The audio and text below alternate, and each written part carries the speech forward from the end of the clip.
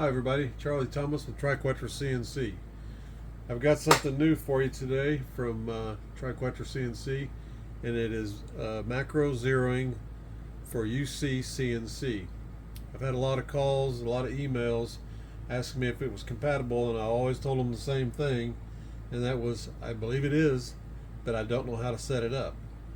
Well, I finally got around to purchasing a license for UCCNC, got the software, got it installed, and a UCCNC user sent me a macro, or a copy sample macro, asked me if I could adapt that. So I had to do a lot of research, a lot of learning to figure it out, but I finally got it, and now it's ready to go. This will allow you to zero to left front corner, right front corner, left back corner, left right corner, back right corner, the material center, z-axis only, or any other offset you want to use. It's pretty versatile. Anyway, I'm going to show you how to set the macro up. It's really not hard to do, and once you do it, you only have to do it once, unless you have two profiles. If you have a metric profile and an imperial profile, then you need to do it twice. But trust me, after you've done it once, it's a breeze. So without further ado, let's just jump right into it.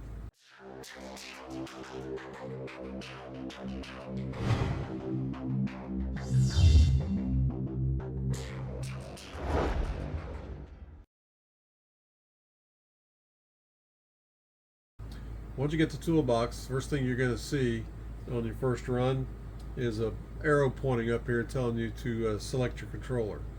So we're going to go to settings. After you click settings, you'll click on select your controller. Then from this drop down box, you're going to choose UCCNC at the bottom. Then you're going to go down to the change save location, click on that button, and you're going to go to this PC. Almost everybody's going to be on C drive, but if you installed it in a different drive, then go to that drive. Scroll all the way down and look for your UCCNC folder. And finally, look for Profiles.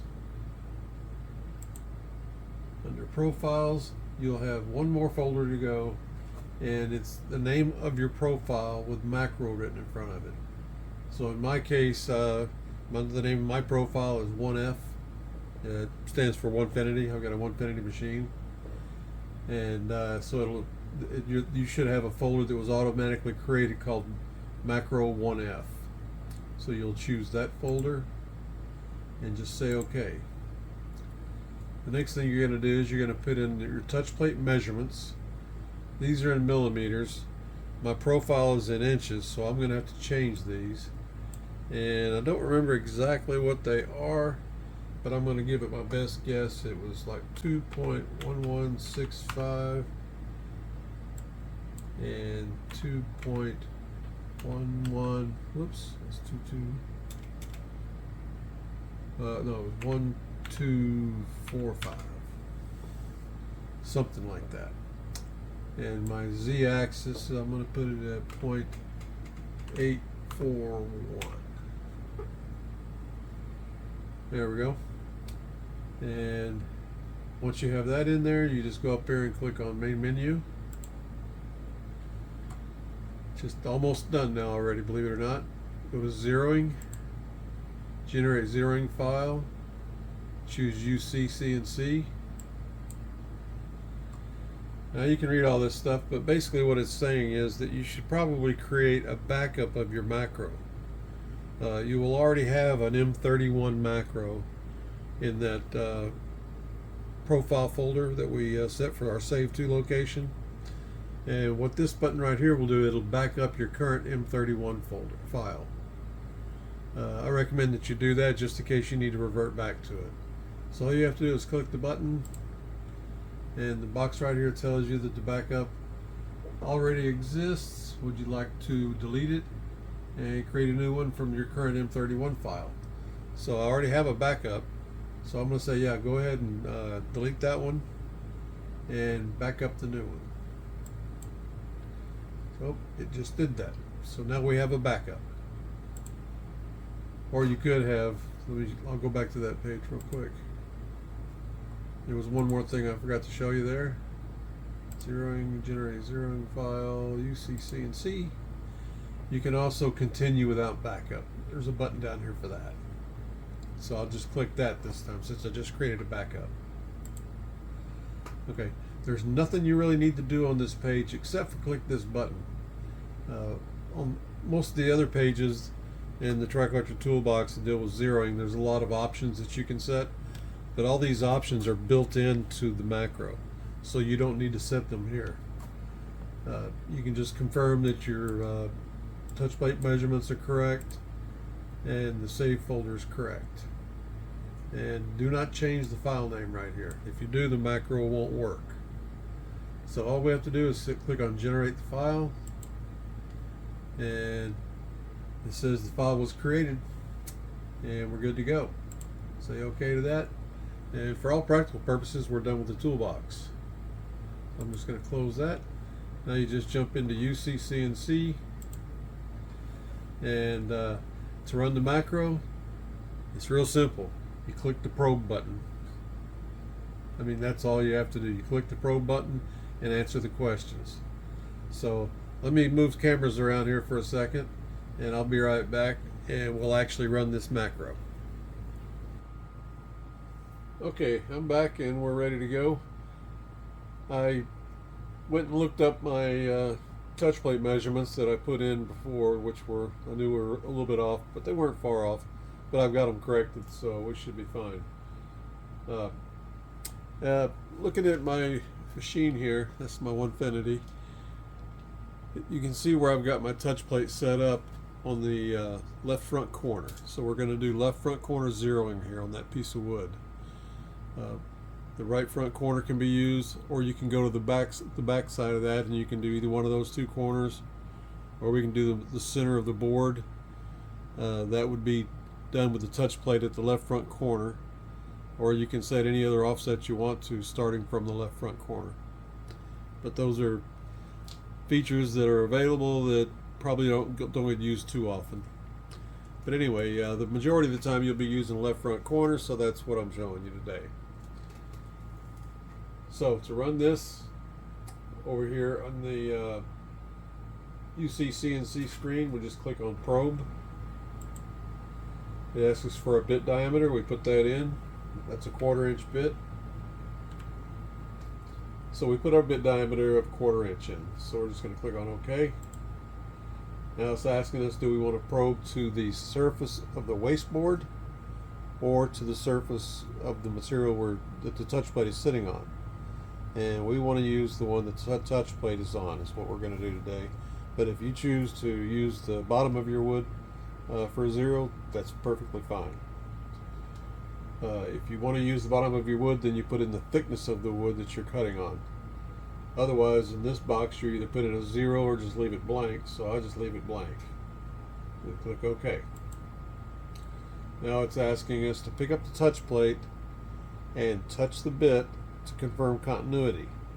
This ensures that you don't have a probe failure because it's not sensing the contact. So once I click OK, I've got 30 seconds to pick up the touch plate, touch the bit, and then put it back down where it belongs. And there will be a pop-up message in this MDI box right here that says the touch was seen when it touches. Not that that really matters. But anyway, so I'm going to click on OK. And now I'm going to reach up here and pick up my bit or touch plate, touch it, and put it back in place. That's all there was to it. Okay. Now this is the last question, and then it starts zeroing. It asks, what kind of zero do you want to do? You know, enter 1 for left front corner, 2 for right front corner, 3 for left back corner, enter 4 for right back corner, 5 for Z-axis only, and 6 for material center.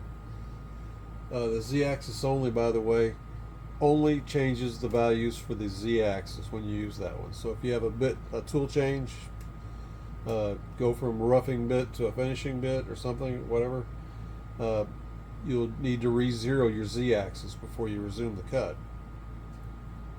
And that's what this one will do for you. Okay, so I'm going to choose number 1, and when I click on OK, it'll start. It'll probe each axis twice. The first one you'll see clearly. The second touch, you won't even really see it happening, but it does happen. It just barely moves off the touch plate and comes in real slow. So here we go. There's the first touch. Now it's moving in for the second touch, believe it or not. Coming in for the first.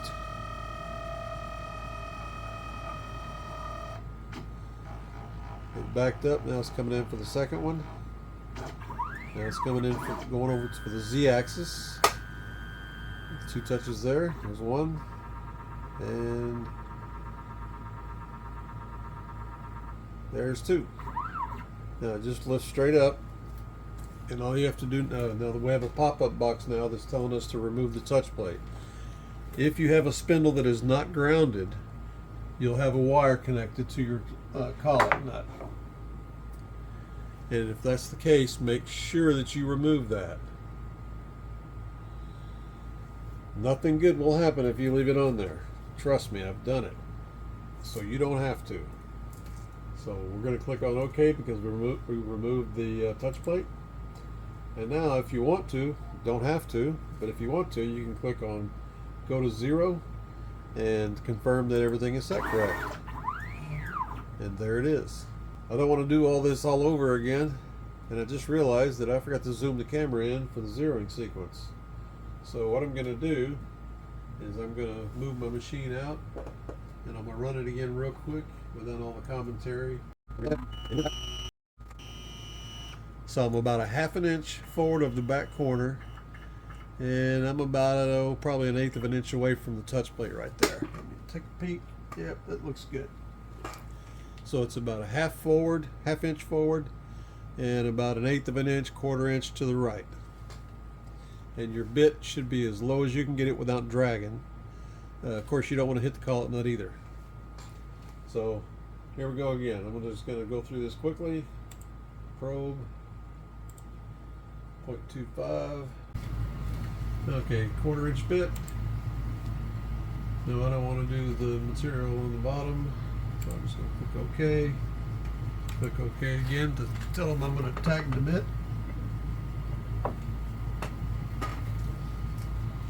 Okay, the touch was seen. I want to do a 1, 1. There we go.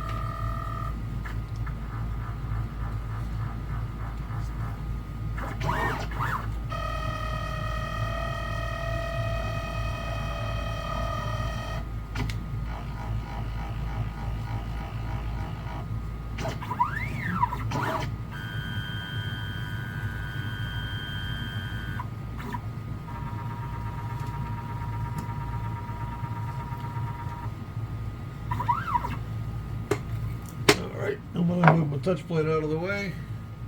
Click OK and go to 0. And there we go. Easy peasy. No fancy configuring to do or anything. All you need to do is know what your touch plate measurements are, have a copy of the Triquetra Tool Box and a touch plate, and some wiring, and you're good to go. I look forward to any questions. Until then, happy zeroing.